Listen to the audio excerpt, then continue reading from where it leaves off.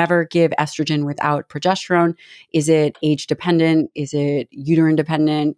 Where are we at with the combination therapy?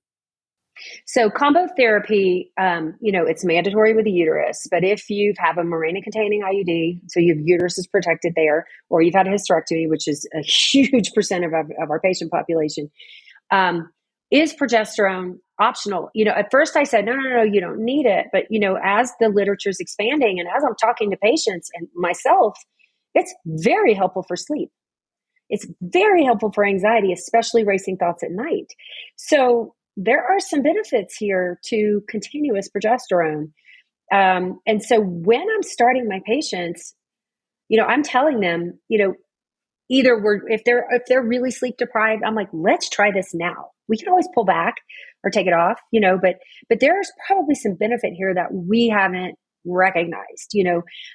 Where all this kind of evolved was that estrogen was the hormone. It was the only thing we cared about, right? And we were just trying to stop hot flashes in menopause. It really, we really weren't looking at everything else. So women, in that Feminine Forever book, oh my God, who it was kind of a get your sexy Wait, back. what is that? The Feminine Forever? Oh Should that my be on our God. list? Okay. I have never heard of that book. Oh my God. I Wait, think it was in well, the we're 70s. definitely reading your book, but I've never heard of Feminine Forever. Okay. So the whole first wave of estrogen was this book by a New York physician, OB-GYN, and it was called Feminine Forever. And he was giving estrogen alone to everyone. And man, they were feeling great. And it was kind of a get your wife back, like the husbands were reading it. And they were like, and look, they weren't having vaginal atrophy as much. So women were going for it. Husbands were getting their wives on it. All these women were just rushing to estrogen, which had benefits and they felt great. They were sleeping. I mean, yeah, okay. But, the whole premise was really ick. Instead of from a health benefit, it was this, get your wife back in bed with you benefit. But what they found was a certain percentage of the population was developing endometrial hyperplasia and cancer from unopposed estrogen. Well, that's very fixable by giving a woman with a uterus progesterone. As long as you do that with the uterus, you're not going to increase her risk of endometrial hyperplasia or cancer. So then it was like, well, only if you have a uterus do you need this progesterone. Well, it has benefits and can be taken very, very safely. There are multiple progestogens on the market. So let's kind of touch on that. So we have progesterone, which is what our body makes naturally, right? And then we have progestins, which are chemically synthesized in the lab, which are converted to progesterones. They bind to the receptor. They actually work really great.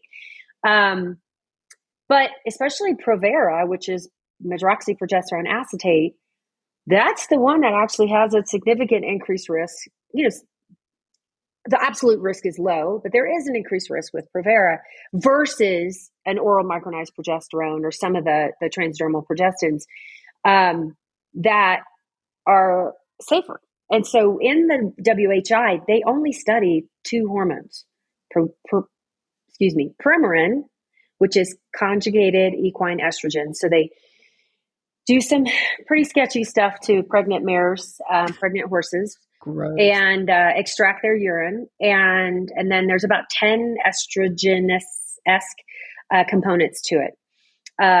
So Premarin was used forever. That was the standard at the time. It was not unreasonable for the WHI to use Premarin. That was the number one prescribed estrogen-containing product on the market.